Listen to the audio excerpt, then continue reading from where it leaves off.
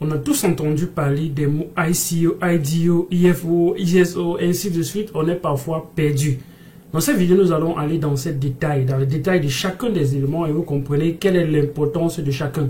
Quelle est la différence entre ces mécanismes qui existent de lever de l'argent dans l'écosystème crypto-monnaie, bien évidemment. Donc, reste jusqu'à la fin de la vidéo. Ça, c'est une vidéo que tu ne peux pas rater parce que tu vas peut-être être parmi les personnes qui vont surfer sur ces vagues-là et se faire beaucoup d'argent parce que les ICO, effectivement, ça permet de gagner également beaucoup d'argent. Donc, ICO, Initial Coin Offering. Initial Coin Offering, qu'est-ce que ça veut dire?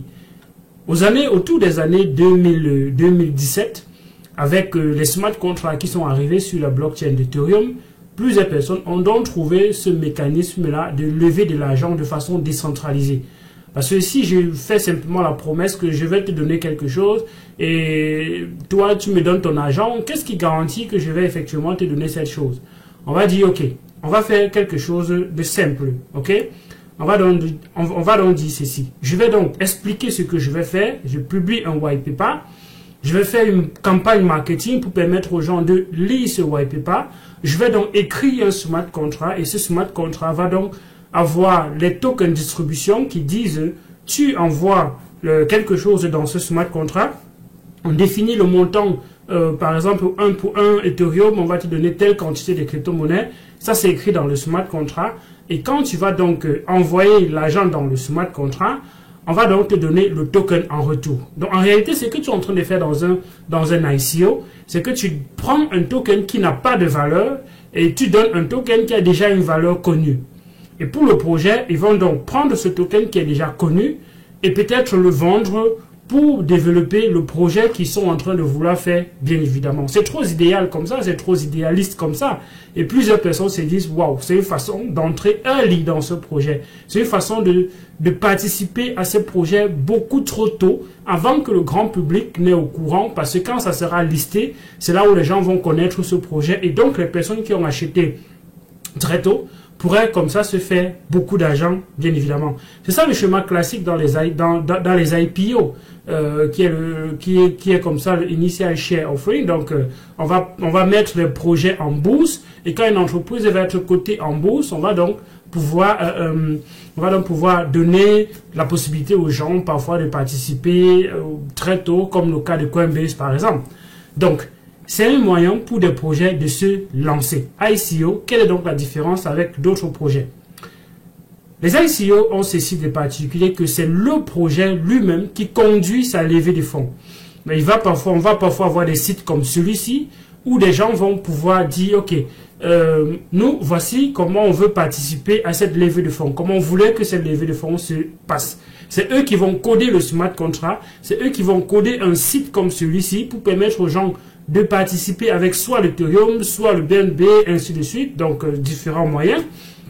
Et quand tu participes, ils vont immédiatement te donner le token. Donc pas immédiatement, ça peut prendre un certain temps, parce que le token peut parfois être un token qui sera listé dans le futur, qui sera créé dans le futur. C'est pas forcément immédiatement, mais pour certains ICO, ça se passe directement sur la blockchain. Vous envoyez quelque chose dans un smart contract, le smart contract vous renvoie immédiatement le token. Mais certains projets ne vont pas créer le token immédiatement pour les ICO. Ils vont simplement créer un smart contract pour garantir que oui, il y a telle personne qui a envoyé tel montant, on lui doit telle chose, et quand le token sera créé, on va donc airdropper cela, ou bien on va peut-être faire un vesting pour des personnes qui ont participé à l'ICO. Un vesting, si vous ne savez pas ce que ça veut dire, ça veut tout simplement dire qu'on va vous donner la crypto-monnaie progressivement. D'accord? Et donc, quel est le risque qu'il y a avec cette première façon de lever les fonds qui est immédiatement conduit par le projet? C'est que tout le monde peut créer un smart contract pour lever les fonds. Tout le monde peut créer un site pour lever les fonds. Tout le monde peut donc lever des fonds sans que quelqu'un d'autre ne soit au milieu pour vérifier un certain nombre de choses.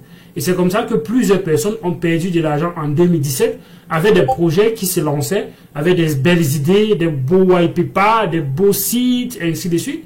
Et les gens donc envoyaient la crypto-monnaie parce qu'on était dans l'euphorie, dans l'effervescence. Et tout le monde cherche ce qui va performer très tôt.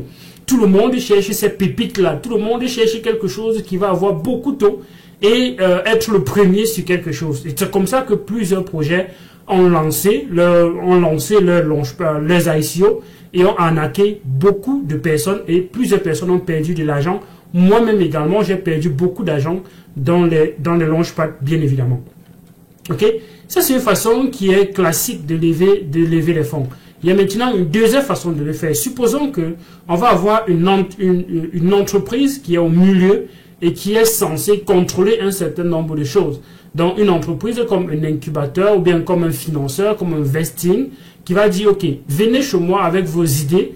Nous allons vous aider à lancer vos projets. Nous allons vous aider à créer une communauté pour vraiment lever des fonds. D'accord? Ça se fait avec les startups de façon classique. Quand les startups veulent lever des fonds, ils ne vont pas simplement aller sur des sites comme ça, dire qu'on va lever des fonds. Ils vont parfois vers des entreprises qui vont se charger de la levée des fonds. Ok? Il y a maintenant deux façons de le faire. Soit tu vas sur une entreprise qui est centralisée, c'est ce qu'on va appeler IFO, donc c'est ce qu'on va appeler Initial IEO, Initial Exchange Offering, parce que là, ce sera une entreprise centralisée qui va conduire ta levée de fonds. Et comme c'est une entreprise centralisée, tu vas donc leur parler de ton projet, tu peux leur mettre les crypto-monnaies à leur disposition ou pas, bien évidemment. C'est également ce qu'on appelle les launchpads. Sur plusieurs sexes, on appelle ça des launchpads. Donc, le projet est déjà connu par cette entreprise-là et ils vont donc en parler à leurs utilisateurs parce qu'ils ont déjà une grande base d'utilisateurs. Quand vous êtes sur Binance, par exemple, dès que vous voyez, par exemple, une notification qu'il y a un launchpad quelque part, ben, ça veut dire que Binance a pris la peine d'étudier ce projet, d'analyser ce projet. Et maintenant, il propose ça à son public pour pouvoir lever des fonds. D'accord? Et donc, les launchpads sur Binance ne se passent pas exactement comme les Initial Exchange Offering proprement dit. Les Initial Exchange Offering, c'est l'entreprise dont la plateforme est centralisée qui va donc conduire la levée de fonds. Les gens vont toujours envoyer l'argent dans le projet, ils vont acheter le projet plutôt sur une plateforme centralisée. C'est pour ça qu'on appelle ça Initial Exchange Offering. Okay? Maintenant, quand ça ne se passe pas sur un exchange centralisé, on va donc appeler un IDO, Initial Dex Offering. Et cet IDO, c'est exactement ce que fait des plateformes comme BSCPad. Que fait BSCPad?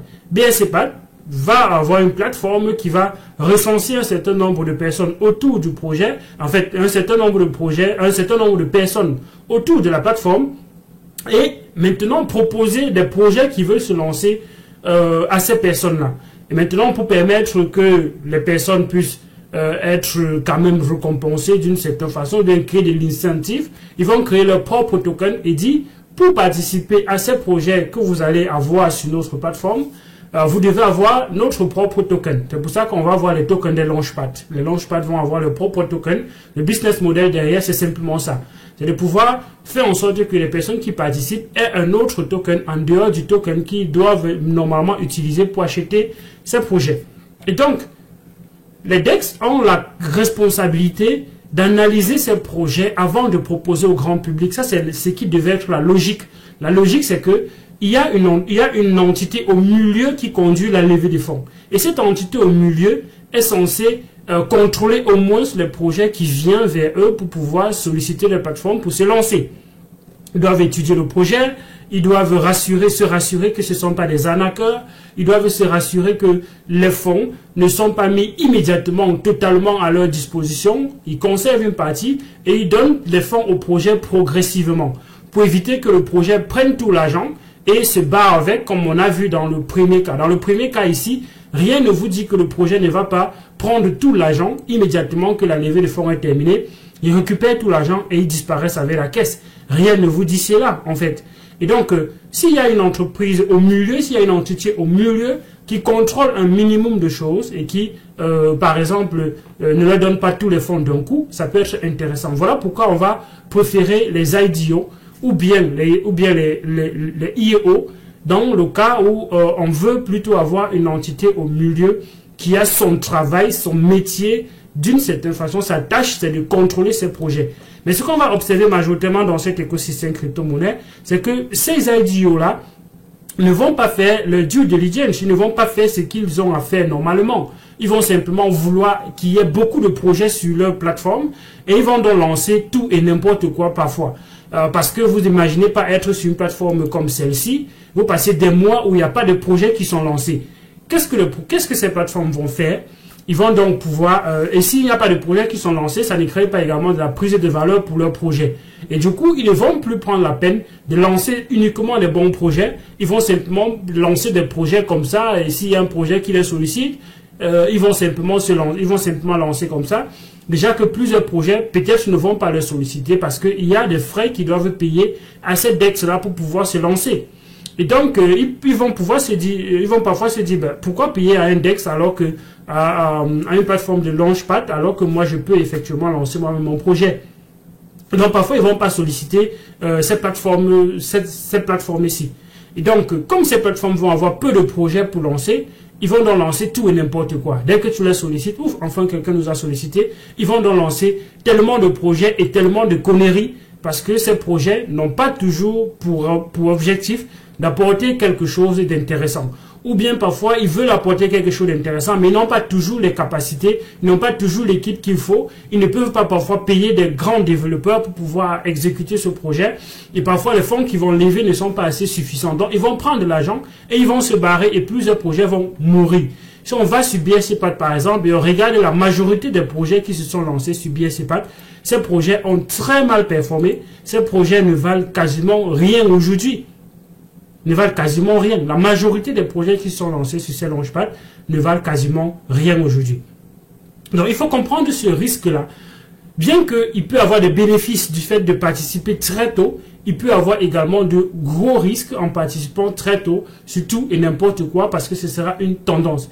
Et on est encore à la veille d'un bull run. Le halving est passé à d'ici là quelques jours. Et donc, on est à la veille de quelque chose qui sera massif dans les prochains jours. Et donc, plusieurs projets vont surfer sur ces vagues-là. Plusieurs projets vont vouloir se lancer pour capitaliser, pour rechercher des personnes qui sont en train de vouloir se positionner tôt dans le projet. C'est un business model.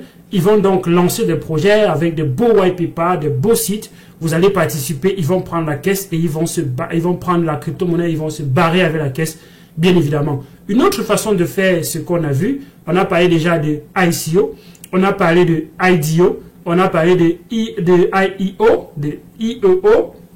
On va parler maintenant de ISO. ISO, c'est Initial Stake Offering. Supposons par exemple que un projet veut se lancer sur la blockchain de Cardano. Cardano, c'est une blockchain qui est en Proof of Stake. Il y a maintenant un validateur qui a un node et qui se dit, OK, moi je veux lancer un projet. Je vais donc proposer deux choses. Je vais dire, OK, soit vous participez au staking sur ma plateforme et je vous redonne les intérêts comme c'est normal, soit vous participez à Initial Stake Offering, c'est-à-dire vous stakez vos crypto-monnaies au lieu de vous donner les Cardano, par exemple, que vous devez normalement avoir, on va plutôt vous donner la nouvelle crypto-monnaie qui veut se lancer.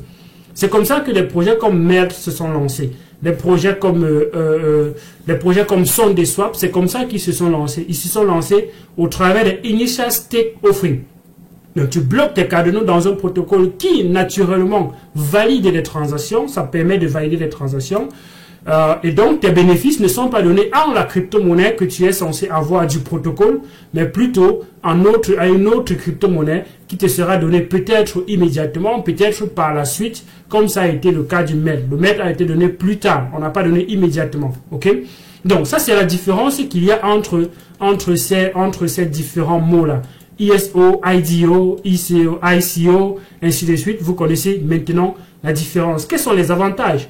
Dans un ICO, vous avez directement accès au projet, vous êtes directement en connexion avec le projet et c'est également un inconvénient parce que le projet peut effectivement se barrer avec la caisse. Avec un IDO ou bien un IEO, il y a un intermédiaire et cet intermédiaire peut quand même regarder un certain nombre de choses dont vous n'avez pas la possibilité de regarder. Ok? Et effectivement, la crédibilité de cet intermédiaire peut également prendre un gros coup. Donc, ils ont intérêt à préserver leur crédibilité. Ce qui peut être plus intéressant, bien évidemment. Maintenant, avec les ISO, le risque, c'est que un avantage, c'est que c'est la crypto-monnaie, c'est en fait une façon viable parce que c'est un mécanisme de levée de fonds naturel, vu que normalement le protocole devait vous payer et c'est plutôt beaucoup plus safe parce qu'effectivement vous n'êtes pas en train de dépenser, vous êtes en train d'effectuer un travail et ce travail-là vous est plutôt récompensé avec une autre crypto-monnaie. Il y a d'autres mécanismes qui sont utilisés, donc par exemple les pools sur PancakeSwap, les pools, ce sont du farming. Le farming ici, ça permet de bloquer ta crypto-monnaie dans un protocole comme PancakeSwap par exemple et repartir avec une autre crypto-monnaie qui est effectivement un moyen pour le protocole de lancer également ces projets. Vous imaginez que quand vous arrivez ici dans Pool, vous pouvez bloquer vos cakes parfois et repartir avec ces autres projets qui se sont lancés sur PancakeSwap. La majorité, c'est déjà fini. Vous pouvez bloquer vos cakes, repartir avec RPL, bloquer vos cakes, repartir avec ces autres projets qui se sont lancés, bien évidemment. Ça, c'est Initial Farm Offering. Initial Farm Offering. Vous farmez, mais c'est pas toujours au tout début. Parfois c'est à une étape dans le projet où c'est déjà avancé et ils font uniquement un farming pour entrer en partenariat avec le projet, ainsi de suite. Donc, mais si ça se fait au début et que c'est la façon du projet de se lancer, on va appeler ça un Initial Farm Offering. Vous bloquez une crypto-monnaie sur un DEX et vous repartez avec une autre crypto-monnaie.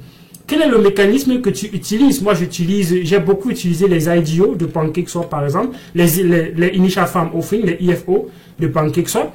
J'ai utilisé les ICO qui m'ont brûlé. J'ai utilisé les DEX aussi, c'est un IDO qui m'ont également brûlé. J'ai perdu beaucoup d'argent aussi avec les ICO. Mais, bien évidemment, ça ne veut pas dire que parce que il y a des possibilités de perdre de l'argent avec ces IDO, que forcément vous allez perdre de l'argent et que vous allez penser que non, c'est pas uniquement de bonnes choses. Si vous tombez sur des projets qui sont intéressants, vous analysez parfois des projets sur ICO Drop, vous pouvez voir qu'il y a des projets qui sont intéressants, qui sont dans leur tout début et qui peuvent effectivement tirer leur épingle de ce jeu. C'est pas parce que quelque chose n'a pas bien marché que vous allez dire que non, le business model n'est pas correct. Le business model est connu. Les gens peuvent utiliser ce business model pour vous arnaquer, bien évidemment. Mais comme certains utilisent ce business model pour pouvoir véritablement se lancer et apporter la solution qu'ils veulent véritablement, vraiment apporter dans cet écosystème crypto-monnaie. Dis-moi ce que tu penses en commentaire de cette vidéo, like, partage et abonne-toi pour ne rater aucune des vidéos sur la chaîne Elvis Condio. À d'autres vidéos sur la chaîne, porte-toi bien. Ciao!